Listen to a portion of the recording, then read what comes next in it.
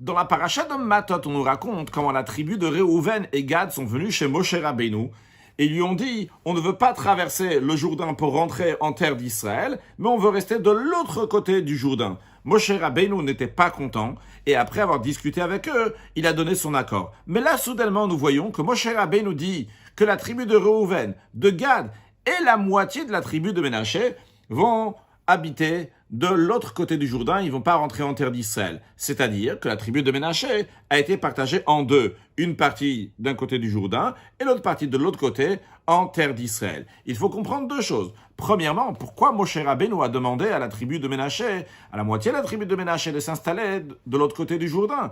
Deuxièmement, pourquoi la tribu de Ménaché a été partagée en deux parties et pas toute la tribu d'un seul côté. L'explication est la suivante. Toute chose doit passer par Moshe Rabbeinu, le chef de la génération.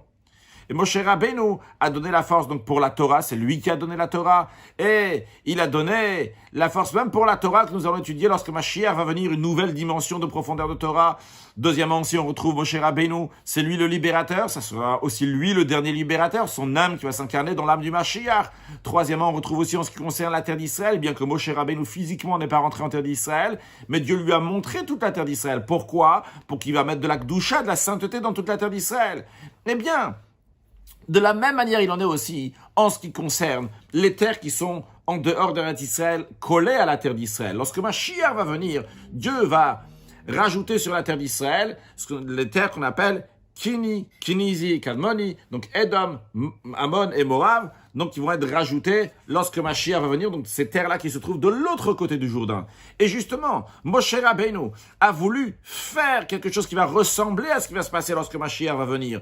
Lorsque Mashiach va venir, Dieu va élargir ton territoire, élargir la terre d'Israël.